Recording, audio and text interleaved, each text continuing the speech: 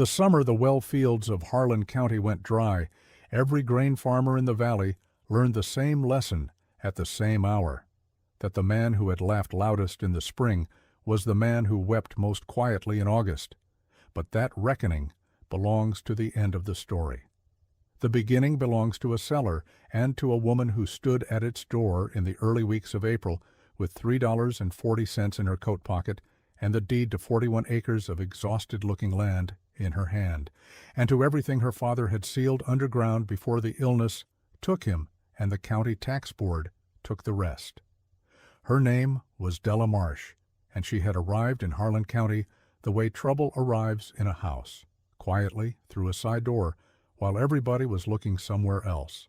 She had driven a borrowed truck 9 hours north from the city, where she had spent the previous 4 years working inventory logistics at a food distribution warehouse, a job that paid her enough to live on and taught her more than anyone intended about what things were worth when supply ran short. She was 31 years old, plain-spoken, and possessed of a stillness that most people in a room full of strangers will misread as emptiness. She was not empty, she was listening.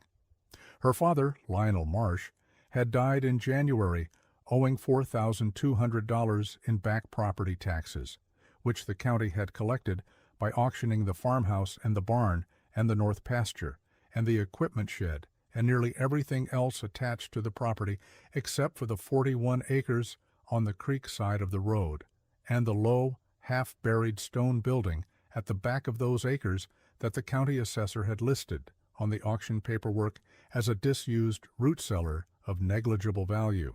The 41 acres and the cellar had sold at the residual auction for exactly $3 because no one else bid, and Della had bid because her father's last letter, written in the cramped handwriting of a man who could no longer hold a pen without pain, had told her to. The letter had said, "The root cellar is not a root cellar. I sealed what I sealed, and I kept what I kept, and it has been doing what it does for 11 years without me asking it to. The land remembers what the farmer forgets. You only have to listen. Do not let Aldrich Pruitt tell you otherwise, because Aldrich Pruitt has only ever listened to his own voice, and that particular echo has made him rich, and it will one day make him ruinous. I am sorry I cannot explain more. Come and listen." She had come. She had listened. She had not yet understood what she was listening to. The morning after she arrived, she walked the 41 acres in the kind of silence that only exists in early April, when the frost has not yet entirely surrendered to the warming ground, and the birds have not yet decided to stay. The land looked to any conventional eye like a disappointment. The creek ran low and brown along the eastern edge. The soil was pale and compacted in the open areas, and dark and spongy in the low places near the creek where water pooled but did not drain. The fence was down in 3 places. The access track from the road was rutted 6 inches deep. There were no structures worth the name except for the cellar, which was built of limestone blocks, fitted without mortar in the old way, with a wooden door hung on iron pintles and a hasp lock for which she found the key inside her father's letter, taped to the envelope flap. She opened the cellar on that first morning and stood in the doorway for a long time before she went inside. What her father had sealed in that cellar was not food, was not equipment, was not money or documents or anything a person raised on practical thinking would have predicted. What her father had sealed in that cellar over the course of 11 years of quiet solitary work was a culture. Specifically, a living mother culture of Leuconostoc mesenteroides and Lactobacillus plantarum, and a handful of other organisms whose Latin names Lionel Marsh had copied into a notebook from a university extension pamphlet, and never once pronounced aloud, being a man who trusted his nose over his tongue in most matters. He had been making fermented vegetables. He had built along the western wall of the cellar 67 earthenware crocks of various sizes, each sealed with a cloth and weight lid in the old style, each containing a different experiment in lacto-fermented produce, cabbage and turnip and beet and wild onion, and 3 varieties of dried pepper, and combinations of all of these that had no name in any cookbook Della had ever seen. The crocks were old. The oldest ones, according to the date scratched into the clay near the base, had been going for 9 years. The cellar smelled alive. It smelled like something between bread and vinegar and earth and something else she could not name, something that had no bad intention in it. She stood in the doorway with the cool April air pressing against her back, and she thought, this is what he meant. She did not yet know what it was worth. She knew only that it was alive, and that it had been alive without him for 3 months, while the county auctioned off everything else, and that nothing in that cellar had died. She did the arithmetic that first evening, sitting on the floor of the cellar with a lantern and her father's notebook. 67 crocks. The smallest held perhaps 4 pounds of product, the largest perhaps 40. She estimated a total of somewhere between 900 and 1,200 pounds of fermented goods in various stages of readiness. She had $3.40. Her truck had a quarter tank of fuel. She had 41 acres of land nobody wanted, a lease she owed to nobody, and a skill she had not known she possessed until she spent 2 hours tasting her father's work, and understood, in the wordless way that a person sometimes understands a thing before they can explain it, that what she was eating was extraordinary. Not merely edible, not merely preserved, but extraordinary in the particular way that a thing is extraordinary when someone has given it 11 years of patient, unhurried attention and asked nothing back but time. The arithmetic of inheritance, she wrote in the margin of his notebook, is not the arithmetic you were taught in school. She would return to that line. She met Aldrich Pruitt the following week at the Grange supply store in town, which was the only place within 20 miles that sold the particular size of canning lids she needed. He was standing at the counter when she came in, talking to the store owner in the unhurried way of a man who understood that other people's time was less valuable than his own. He was 54 years old, broad through the chest, with a handshake that came out before he was introduced, as if it were a reflex. He ran a company called Pruitt Valley Provisions, which contracted with 17 farms in the county to process and distribute preserved goods, pickles, jams, relishes, under a private label that appeared in 3 regional grocery chains. He was, by the frank assessment of everyone in the valley, the most powerful single economic actor in Harlan County's agricultural economy. He was also, by the frank assessment of everyone who had ever negotiated with him, a man who understood the word fair to mean whatever arrangement left him with the larger half. He asked her what she was doing out at the old marsh place. She told him she had inherited it. He expressed condolences about her father in a tone that contained no actual sorrow, and moved immediately to the subject he had clearly wanted to discuss, which was whether she had given any thought to selling the creekside acreage, because Pruitt Valley Provisions had a standing interest in that parcel as a potential drainage easement, and he was prepared to offer her $4,000 for the 41 acres, which was well above assessed value, which she should consider seriously, given that the land was producing nothing, and was likely to produce nothing, and which he would put in writing that afternoon if she said the word. She said, "I appreciate that."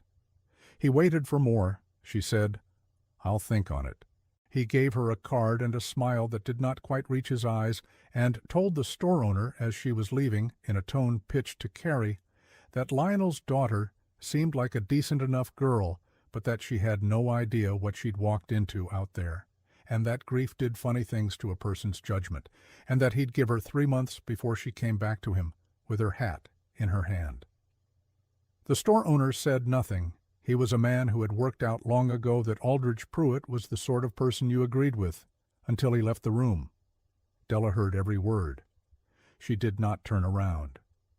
The first 2 months were the kind of hard that does not announce itself as hardship in any single moment, but accumulates in the body like sediment, so that you wake one morning unable to precisely identify the source of your exhaustion because it is everywhere. She repaired the fence alone using posts she salvaged from the collapsed equipment shed and wire she bought on account at the supply store. She cleared the access track with a rented machine she returned 2 days early to save on the daily rate. She learned the cellar. She learned it the way her father's notebook told her to learn it, by smell and by taste, and by the weight of the lids, and by the sound the cultures made, which was a sound somewhere between a sigh and a breath, barely audible but consistent, a low biological respiration that she began to hear as a kind of pulse. She maintained the temperature of the cellar, which required nothing more than leaving the door cracked at night and closed during the heat of the day, and occasionally hanging a wet cloth across the threshold when the April afternoons ran warm. The cultures did not ask for much. They asked only to be left alone, to do what they had been doing for years. She nearly lost the thread in the 5th week when a crack appeared in the largest crock, and she spent an evening convinced the whole project was fragile in ways she had not calculated, and that the arithmetic of inheritance was the arithmetic of losing what you thought you had. She sat outside the cellar door in the dark and listened to the creak and felt the particular despair of a person who has traveled a long distance on someone else's promise and arrived to find the promise exactly as advertised and still somehow less solid than she needed it to be. Then one of the crocks in the 2nd row, the one her father had labeled simply turnip and wild garlic year 4 in his cramped handwriting, made a sound. It was a small sound, a faint pop, the lid lifting fractionally and resettling as a new bubble of carbon dioxide released and found its way out, the way living things do. She put her hand on the lid. She felt it breathe. She did not cry. She went inside and repaired the cracked crock with a food-grade clay compound she found in a box under the bench, and she went to sleep, and in the morning she was still there. She met Olena Kovalenko in the 3rd week of May, when Olena appeared at the fence line with a bundle of dried dill tied with twine, and a look on her face that suggested she had been intending to come for some time, and had only now gotten around to it. Olena was 78 years old, born in a village in Ukraine that no longer existed under its original name, and she had been living on the 11 acres adjacent to the creek side of the marsh property for 30 years, gardening in a way that the county extension office considered eccentric, and her neighbors considered more or less harmless. She handed the dill through the fence without preamble, and said, "Your father used my grandmother's method for the beet crocks," I showed him. He was a good student. He listened. Della said, "Can you show me what he might have missed?" Olena considered this. She said, "A student who asks what was missed before knowing what was learned is a student worth teaching. Come, we start with the salt." She came every Tuesday morning through May and June, arriving at the fence line with something different each time: a cutting of horseradish root, a paper packet of particular mustard seed, a small jar of something cloudy and sharp that she called starter, as if the cultures in the cellar needed an introduction to older relatives. She spoke in a gentle, accented cadence that had the rhythm of someone translating not merely between languages, but between ways of understanding. She said, "The ferment does not work for you. The ferment works for itself. You only make conditions. Like a landlord who does not raise the rent, the tenants stay and do good work." She said, "My grandfather kept a cellar like this under the house in the village. When the hard winter came and the supply roads were closed for 6 weeks, the cellar fed 30 people. Not the pantry, not the preserved meats, the cellar. Because alive food gives what dead food cannot." She said, "The land remembers what the farmer forgets. Your father understood this. He only needed someone to say it plainly so he could stop feeling strange about knowing it." Della wrote every word in the margins of her father's notebook. She did not write them down because she feared forgetting. She wrote them down because writing a thing is a different kind of listening. The child arrived in the 2nd week of June.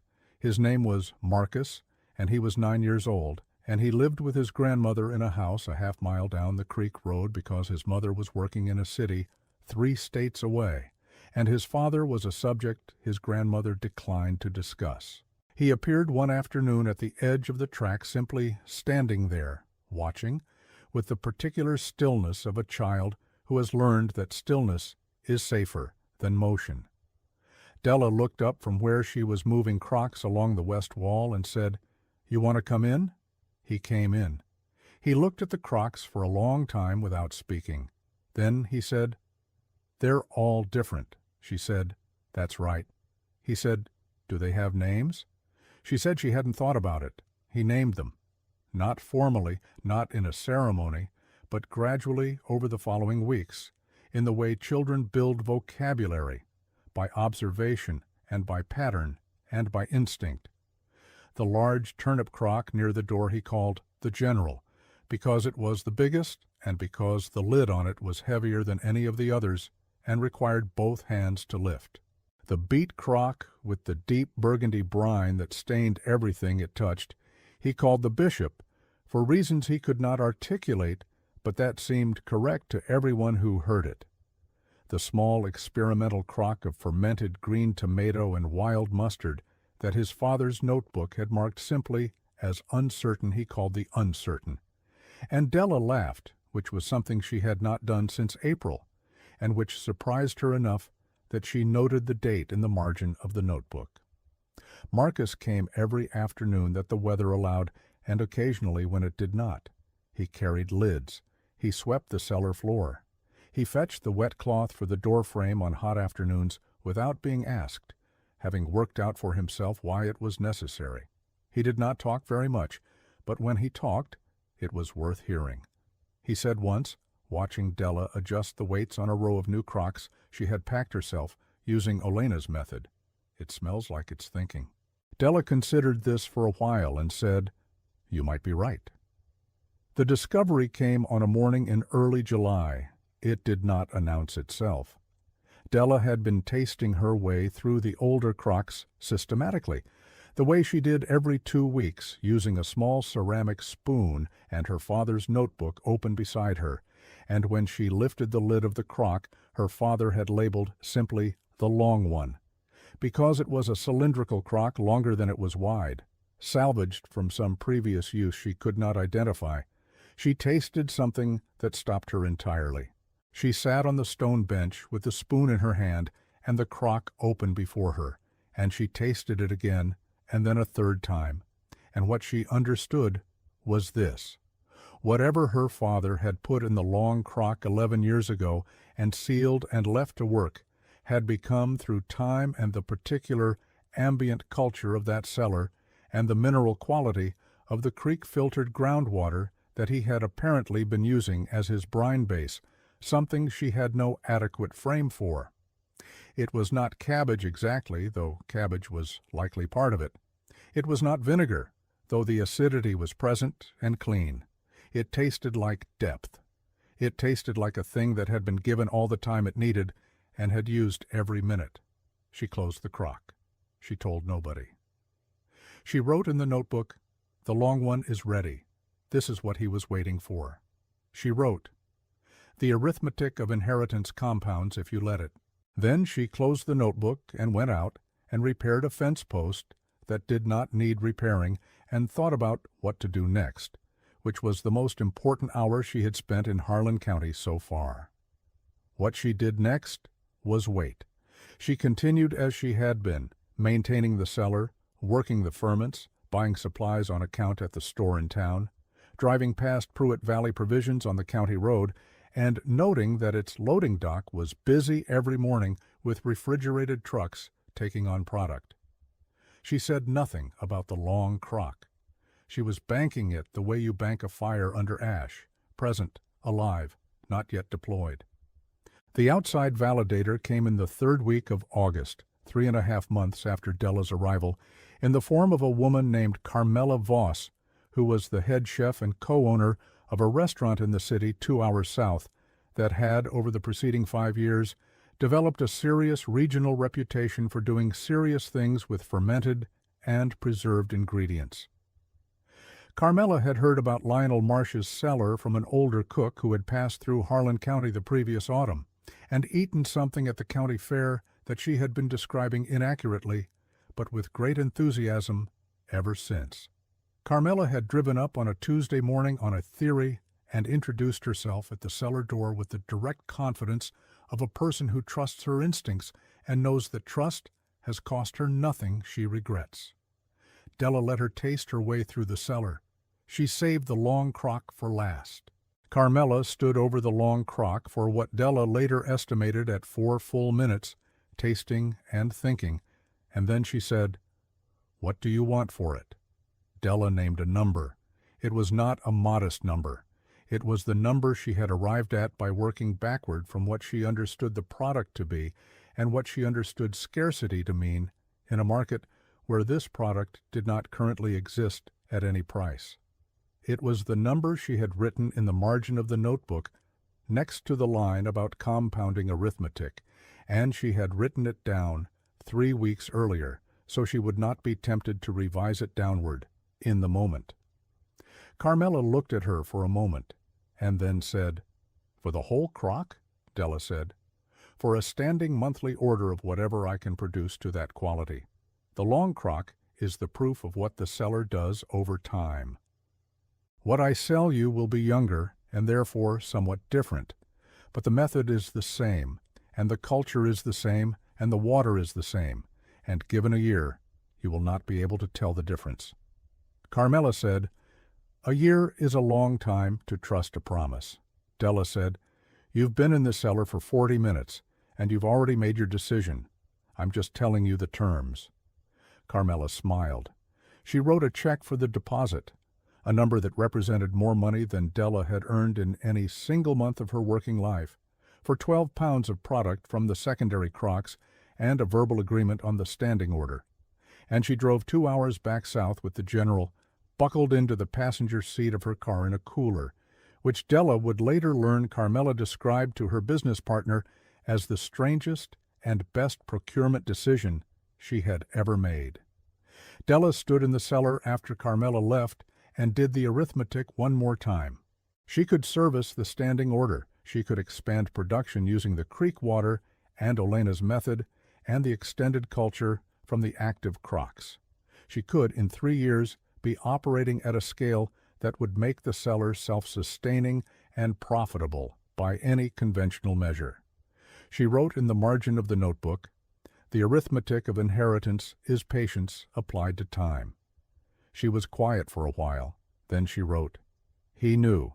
The drought arrived in September the way Olena had described it the previous spring, not gradually, not with warning, but with the immediacy of a door thrown open into a furnace, so that the air changed quality from 1 week to the next, and the creek fell a foot, and then another foot, and the soil in the open fields went from parched to cracked to something closer to ceramic, and the farmers of Harlan County who grew their living in the earth watched it happen with the particular stunned attention of people who have been told a thing is possible and have never quite believed it until they are standing inside it. The valley's conventional agricultural operations began failing in October. The grain fields were already marginal from the dry summer. The fall vegetable harvest was the worst in 14 years by the metric of every farmer who kept records, which was most of them because the county extension office required it for subsidy eligibility. The cold storage operations that fed Pruitt Valley Provisions' supply chain ran low by November, and the 3 regional grocery chains that carried Pruitt's private label product began receiving reduced shipments and making inquiries, which Aldridge Pruitt handled with the smooth professional equanimity of a man who had navigated tight seasons before, and who had, in the meantime, been engaged in a different kind of navigation entirely. He had been watching Della's operation. Della did not know this precisely until November, when he appeared at the gate of the access track unannounced on a Thursday morning and made his second offer, which was for the 41 acres plus the cellar and all contents and the notebook and whatever standing commercial relationship she had developed for $22,000, payable in 30 days, with a non-compete agreement covering fermented goods in a 12-county radius for 7 years. He framed this as generous. He said, "I want to be straight with you. I've got an emergency consolidation fund, and I'm using it for properties in the valley that are underutilized, and your situation out here is," he paused, selecting the word with care, "precarious, and I want to help you make a sound decision before the season gets any harder on you." Della looked at him. She said, "You said precarious." He said, "I did." She said, "How many crocks did you count?" He said, "I'm sorry?" She said, "When you were here, at the cellar. I want to know how many crocks you counted." He said nothing for a moment. Then he said, "I don't know what you mean." She said, "There are 67 crocks in that cellar. The number is not visible from the door. It's not in any document I've filed with the county. It's not something you could arrive at by guessing or by standing at the fence line with a long lens, because the angle doesn't permit a count. You could only have that number from inside the cellar or from someone who was inside the cellar, and the only people who have been inside that cellar are me and Marcus Dubois and Elena Kovalenko and Carmela Voss, and none of those 4 people would have given it to you. So I'm wondering when you were here and what you were looking at." He held her gaze for 3 seconds, and then he said, "I think you have a very stressful situation here, and I think you're letting it make you see things that aren't there." She said, "I appreciate your time. You know where the gate is." He left. She wrote in the notebook, 67. He said, 67. She put the number in a circle, and she went back to work. The pressure came in 3 waves after that, the way pressure from that kind of man always comes, because men like Aldrich Pruitt have studied the distance between discomfort and capitulation, and they have learned to apply force in increments. The first wave was rumor. She heard through Marcus's grandmother that there was talk in town about the creek water being the source of a possible contamination issue, unspecified, origin unspecified, and that Pruitt had mentioned it to the county health office as a concern worth looking into. The second wave was civic. The county road authority sent a letter advising her that the access track from the county road to her property might be subject to reclassification as a private easement requiring a separate use permit, a process that would take 3 to 6 months and would in the interim restrict commercial vehicle access. She called the county road office and spoke to a clerk who was embarrassed and eventually admitted that the inquiry had originated from a third-party complaint rather than from any routine review. The third wave was financial. Pruitt Valley Provisions stopped extending commercial credit to the supply store on a technicality related to invoicing, and the supply store owner, who was not a bad man, but who was a man with a mortgage and a dependent business relationship, told Della in an apologetic and roundabout way that he was going to need her to clear her account balance before he could continue supplying her on account terms. Her account balance was $412. She paid it. She had the money from Carmela's deposit. She did not say anything to the store owner that he would have to remember later with embarrassment, because she understood that he was a person caught between forces, and that being caught between forces was not a moral failing. The first humbled man came to her gate on the first Friday of December. His name was Boyd Calloway, and he was a farmer who had been at the county supply store on the day she bought her first canning lids, and he had laughed then, openly and without meanness, the specific laugh of a person who finds an absurdity at such an obvious level that the laughing feels involuntary. He had laughed at a city woman driving a borrowed truck to rescue a root cellar full of what Aldrich Pruitt had called in Boyd's hearing and in the hearing of several others, Old Man Marsh's jar collection. Boyd was not a cruel man. He was a man who had laughed at something he didn't understand, which is a different but related thing, and the difference had not seemed important in the spring. It seemed important now. He stood at the gate with his hat in his hands, literally in his hands, not on his head, the posture of a man who has decided before arriving that humility is the only available currency. And he said, "I've got my wife's mother coming for Christmas, and 3 families on the road who've had a bad harvest, and I heard you might have product to sell, and I don't have much to offer you, but I've got labor, and I've got a truck, and if you need something hauled or something built or something fixed, I can do that." She opened the gate. She brought him into the cellar and showed him the secondary crocks that were ready, the turnip and onion, the beet, the mild cabbage, and she sold him 40 pounds of fermented goods at a price that was fair, and that was not the price she could have charged given the scarcity and the season, and she accepted 4 hours of fence repair as part of the exchange, and she sent him home with enough for his family and for 3 families down the road, and he drove away from her gate with his hat back on his head and a look on his face that she could see in the rearview mirror of her own truck as she watched him go. A look that was not gratitude exactly, but was the thing that comes before gratitude, recognition. More people came, not many at first, and then more. The word moved along the creek road the way water moves along a dry stream bed after rain, tentatively at first, finding the path, and then with increasing confidence. She sold only what she could spare from the secondary crocks, carefully keeping the culture intact and the production levels sustainable. She kept exact records in the notebook. She charged fair prices and accepted labor in exchange when that was what people had. She declined to gouge. She declined multiple times explicitly in situations where the arithmetic of the moment made gouging not merely possible, but almost compulsory. She wrote in the notebook, "The arithmetic of inheritance is not what you extract. It is what you leave in the ground." The reckoning came on the second Saturday of December at the Grange Hall, which was where the county held its emergency agricultural session to address the drought conditions and the supply chain failures affecting the valley. It was called by the county commissioner at the request of a coalition of farmers, and it was attended by approximately 60 people, and Aldridge Pruitt arrived with 2 associates from Pruitt Valley Provisions and a proposed consolidation arrangement that he had clearly been preparing for several weeks, which involved the county purchasing a first right of acquisition on all small fermented goods operations in the valley under an emergency economic stabilization ordinance that he had, it emerged gradually and then suddenly, drafted himself through a connection with the county commissioner's office, and circulated without public notice.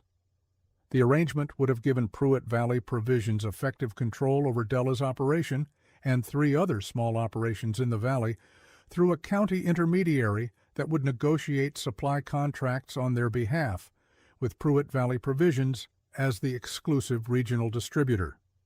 Della sat in the 3rd row and listened. She let him present.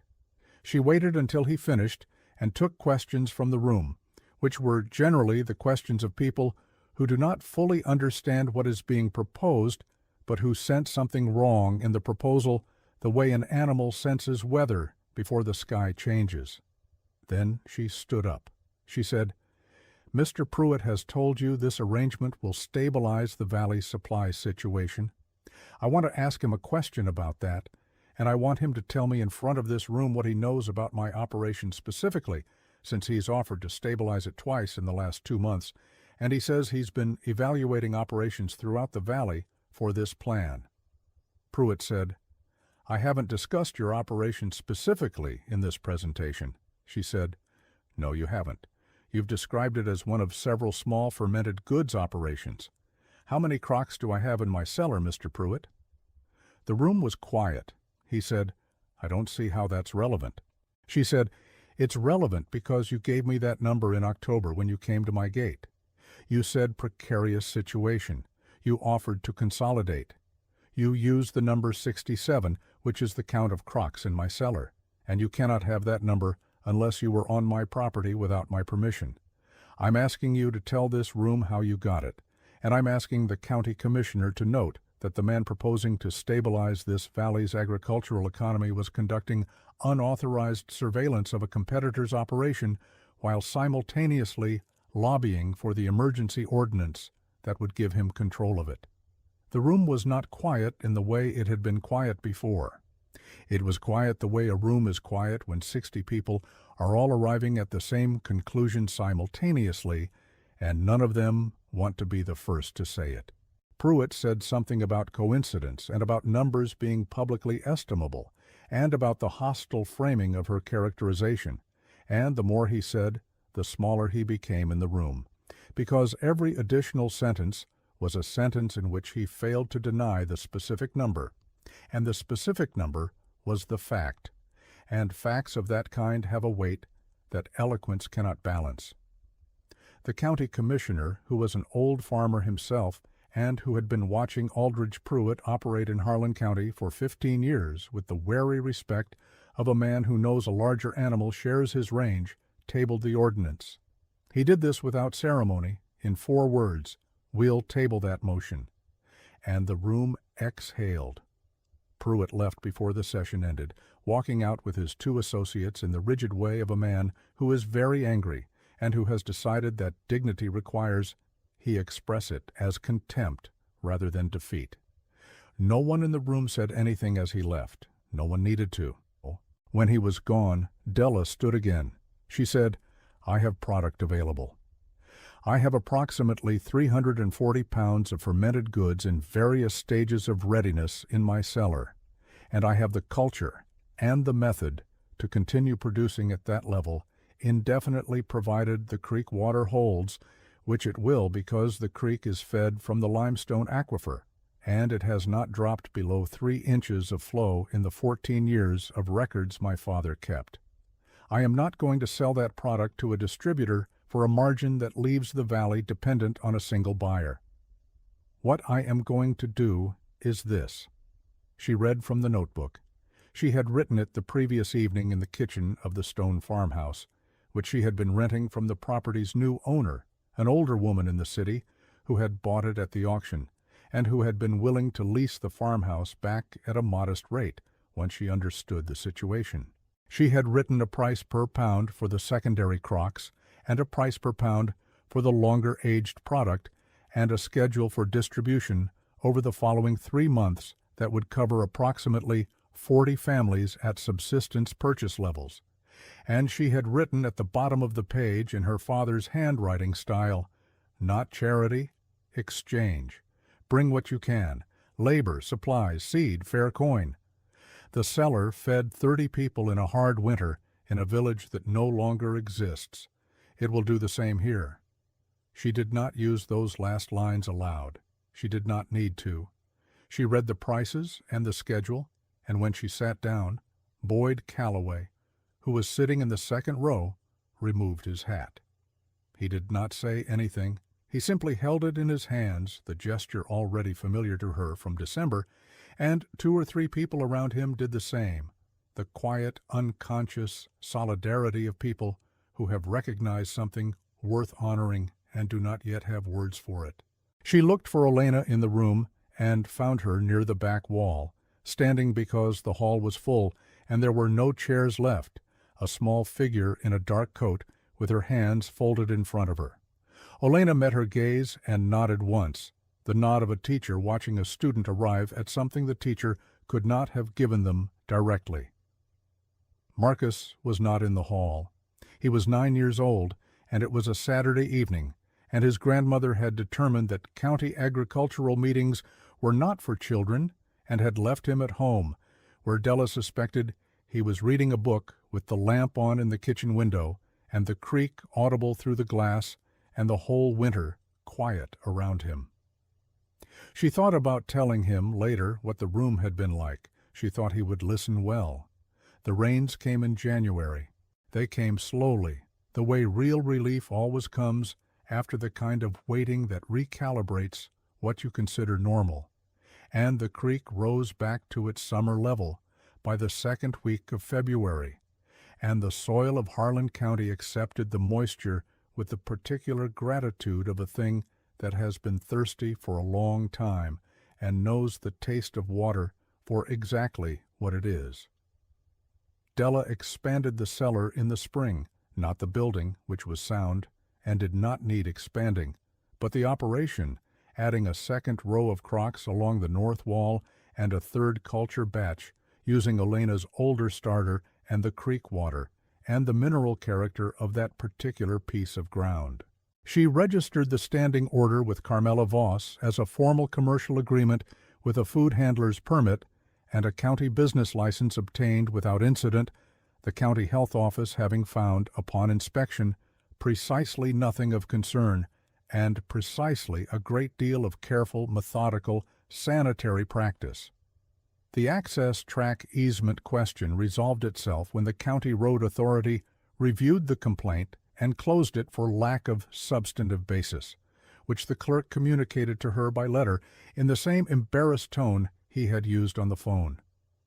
Boyd Calloway built her a second tool shed that spring, good work, solid timber, no charge. His wife sent a jar of honey with it. Della planted the note from the honey jar in the back of her father's notebook, where it would stay. On a Tuesday morning in early May, Olena arrived at the fence line with a cutting of something Della had not seen before. A particular variety of wild fennel from her grandmother's garden, propagated from seed across 3 generations and 1 ocean, and handed it through the wire with the ceremony of someone transferring something valuable and knowing it. She said, "Your father would have used this in the long crock. He did not know to ask. I am telling you now because you know to listen." Della took the cutting. She said, "What does it do?" Olena said, "What does anything do if you give it time and good conditions and do not ask it to hurry? It becomes what it is. The cellar will tell you when it is ready." Della walked back down the access track to the cellar with the fennel cutting in her hand and the morning light coming flat and gold across the 41 acres and the creek running clear over limestone, and the door of the cellar open to the spring air because the temperature was exactly right and needed no management. She stood at the threshold for a moment and listened. The cultures breathed, the long crock breathed, the general breathed, lid slightly ajar because Marcus had been there the afternoon before and had lifted it and set it back at the half-centimeter gap he had determined through experiment was the optimal ventilation for that particular crock in spring conditions, and had been right. She went inside. She opened the notebook to the last page with writing on it, and she read the line she had written first. The arithmetic of inheritance is not the arithmetic you were taught in school. She read the line she had written in July. The arithmetic of inheritance compounds if you let it. She read the line she had written in October. The arithmetic of inheritance is patience applied to time. She read the line she had written in December. The arithmetic of inheritance is not what you extract.